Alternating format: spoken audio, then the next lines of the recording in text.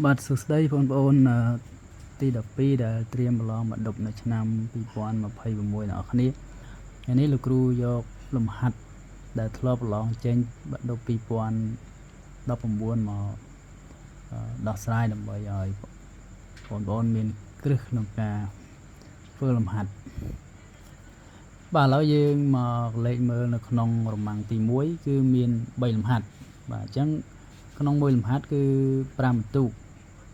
ទាំងអស់វា15បន្ទុកអញ្ចឹងនៅក្នុងរមាំងទី1នេះមាន3លំហាត់នៅក្នុង limit ចំណោមទាំង3ហ្នឹងវាមាន limit ណាមួយអាចជារៀងមិនកំណត់ហើយពេលខ្លះក៏វាអាច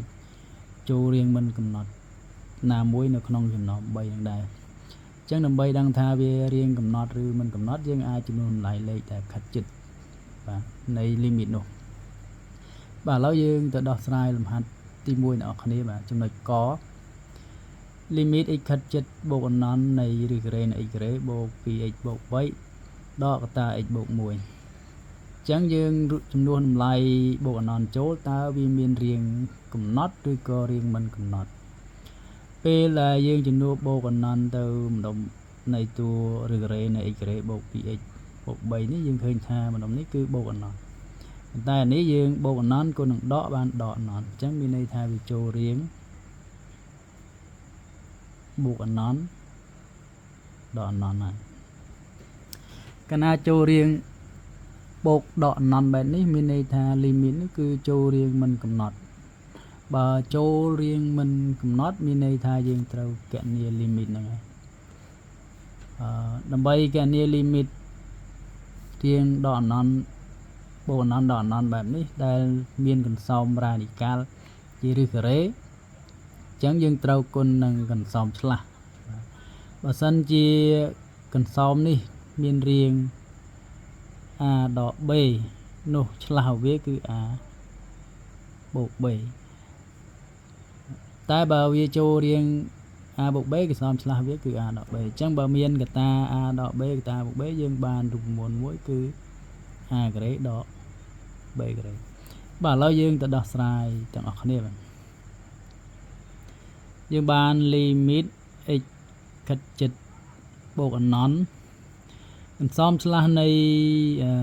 ឬការ៉េប៉ុណ្ណេះហើយនឹងកតានៃពីរតួនេះអញ្ចឹងឆ្លាស់ពីដកគឺបូកអញ្ចឹងយើងបាន x ការ៉េបូក 2x បូក3នេះដកកតាឲ្យ x បូក1បាទអន្សមឆ្លាស់នៃអាហ្នឹងគឺឬការ៉េនៃ x ការ៉េបូក 2x បូក3បូកកតា x បូក1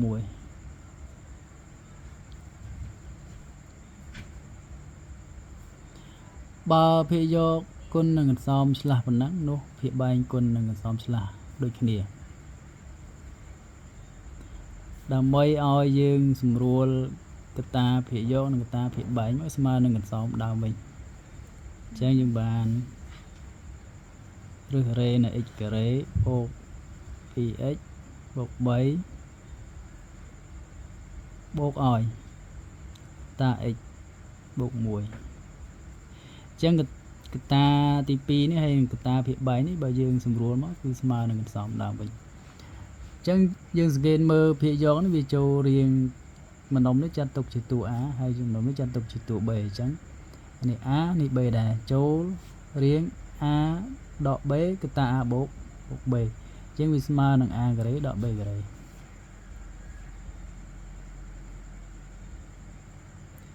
x ខិតជិតបូកអនន្ត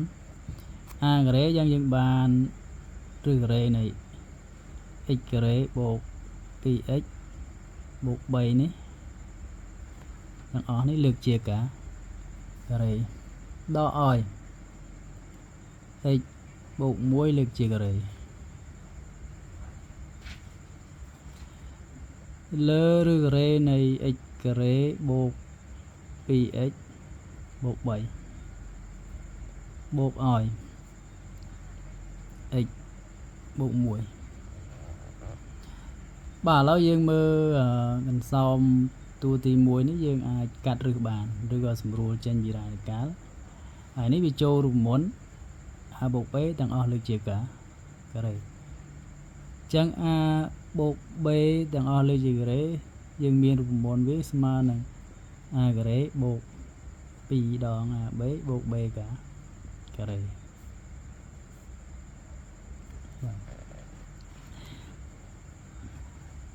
នេះកាត់រឹសមកយើងបាន x ខិតចិត្តបូកអណ្ណន់ចឹងបាន x ការ៉េបូក 2x បូក 3 ដកបាទនេះ a ការ៉េ a បូក b ទាំងអស់ការ៉េស្មើនឹង a ការ៉េចឹង x ការ៉េបូក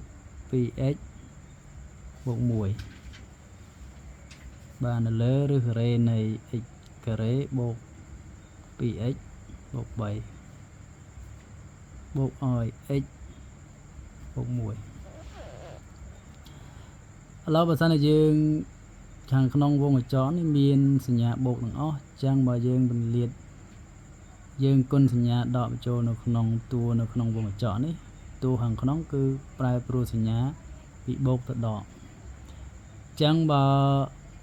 ដកគុណនឹង x ការ៉េបានដក x ការ៉េដក x ការ៉េសម្រួលនឹងបូក x ការ៉េគឺ0បាទស៊ីសងគ្នាមកហើយដកគុណបូកបានដក 2x ជាមួយនឹងបូក 2x បាទអស់អានេះបាន3ដកគុណនឹងបូក 1 បានដក 1 3ដក 1 នៅសល់ 2 បាទ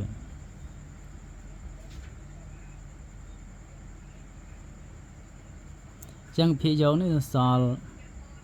បាទ 2 ចឹងនៅសល់ x ការ៉េបូក 2x បូក 3 បូកឲ្យ x បូក 1 បាទដល់ត្រឹមនេះយើងបានរៀងកំណត់មួយហើយអញ្ចឹងយើងចំនួនតម្លៃ x ខិតចិត្តនេះមក x ខិតចិត្តបូកអណ្ណន់បាទនេះយើងចំនួនទៅយើងបានបូកអណ្ណន់បូកជាមួយនឹងបូកអណ្ណន់វាបានបូកអណ្ណន់មួយចំនួនលើអណ្ណន់ឬក៏បូកអណ្ណន់នេះគឺស្មើនឹង0បាទនេះជាចម្លើយអញ្ចឹងដើម្បីទស្សនានៅលំហាត់ទី2បាទបងប្អូនអាចមើលនៅវីដេអូក្រោយមួយទៀតបាទអញ្ចឹងលំហាត់ទី1សូមបញ្ចប់ត្រឹមនេះ